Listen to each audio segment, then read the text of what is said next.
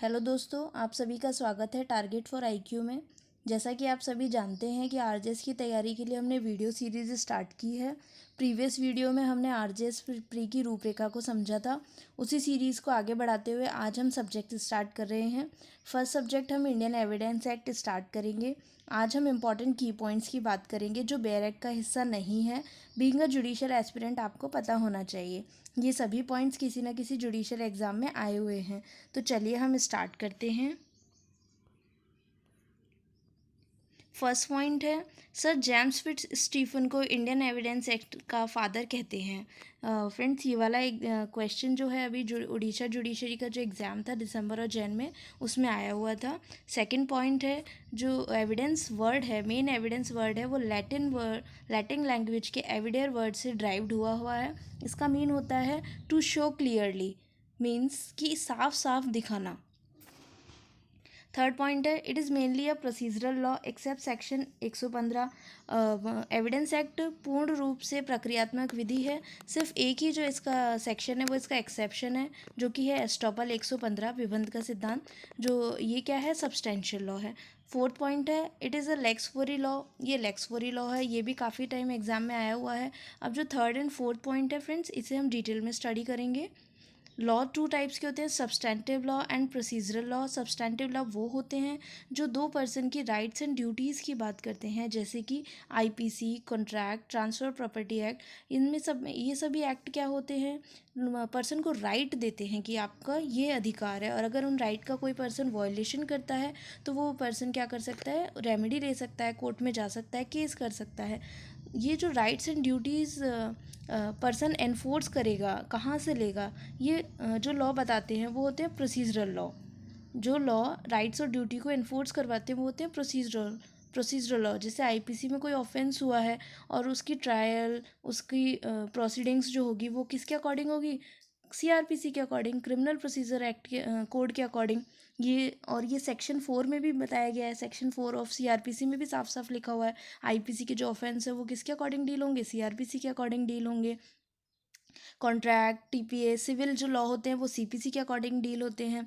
और evidence act, ये जो क्रिमिनल और सिविल प्रोसीडिंग्स में किस तरह से एविडेंस लिए जाएंगे, कौन देगा, कितना लेगा, ये सभी कौन बताता है, ये सभी बातें एविडेंस एक्ट बताता है। तो एविडेंस एक्ट क्या हो गया, प्रोसीजरल लॉ हो गया, और इसका एक्सेप्शन क्या है, 115 सेक्शन। दूसरा है, लॉ दो तरह के होते हैं, ये लैटिन टर्म्स हैं दोनों। लेक्स लोसाए, इसे कोई कोई लेक्स लोकी भी कहते हैं, और दूसरा है लेक्स फोरी। ये दोनों लैटिन टर्म है लॉ की। लेक्स लोसाए क्या होता है, law of the place, land, किसी स्थान की जो लॉ होते हैं जहाँ पे ऑफेंस हुआ है, नहीं हुआ है, किस कैटेगरी में आया है, वो बताते हैं, वो कौन होते हैं, लेक्स लोसाए। जैसे कि आईपीसी, एक छोटा सा एग्जाम्पल लेते हैं, सेक्शन 378 ऑफ आईपीसी जो क्या बताता है, चोरी के 5 एसेंशियल। अब चोरी कहाँ होती है, किसी पर्टिकुलर जगह पे होती है, हाउस ट्रेसपास है वो किसी जगह पे होता है। तो जो किसी जगह पे रॉन्ग होना बताते हैं वो क्या कहलाते हैं, लेक्स लोसाए, प्लेस के लॉ। दूसरा होता है लेक्स फोरी, ये कहाँ के लॉ होते हैं, फोरम के। फोरम मतलब मंच जिसे हम कहते हैं, ऐसा मंच जहाँ से हमें क्या मिलेगा, न्याय मिलेगा, जहाँ से प्रोसीडिंग्स होंगी।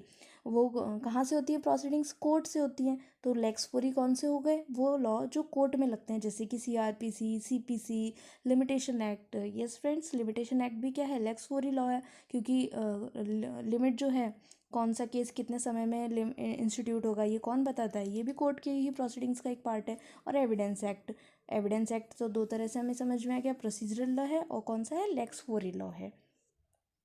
चलिए हम नेक्स्ट पॉइंट पे चलते हैं। ऑब्जेक्ट क्या है इस एक्ट के, to assist the court, court को असिस्ट करना, हेल्प करना, find out the truth, truth को फाइंड करने में, to stop protected proceedings. Protected proceedings क्या होती हैं, लंबी चलने वाली प्रक्रिया को रोकना। जैसे कि अगर हम कोई एविडेंस नहीं देंगे तो कोर्ट को इन्वेस्टिगेशन, इंक्वायरी करने में समय लगेगा, सच को जानने में समय लगेगा।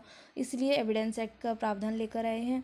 कन्फेशन कर सकते हैं और एडमिशन कर सकते हैं, कुछ ऐसे फैक्ट्स होते हैं जिन्हें प्रूफ करने की भी ज़रूरत नहीं है। इन सब चीज़ों से क्या होता है, समय बचता है।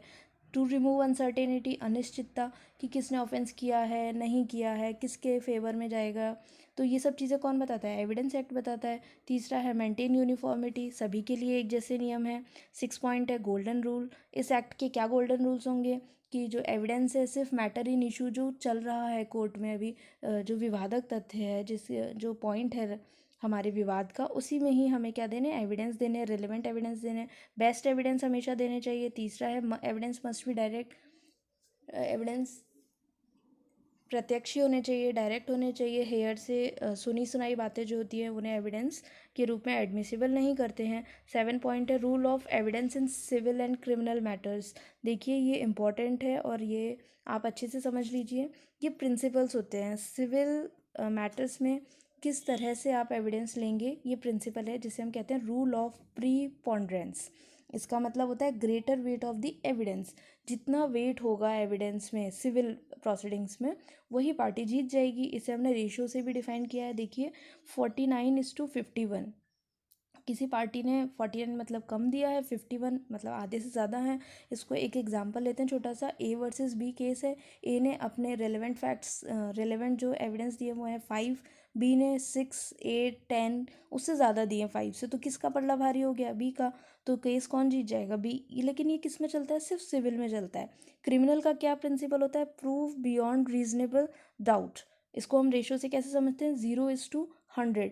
एक पार्टी को अपना पक्ष 100% प्रूफ करना होगा, तभी दूसरा पार्टी, दूसरी जो है पर्सन, उसे क्या डिक्लेयर किया जाएगा, एक्यूज, उसने ऑफेंस किया है।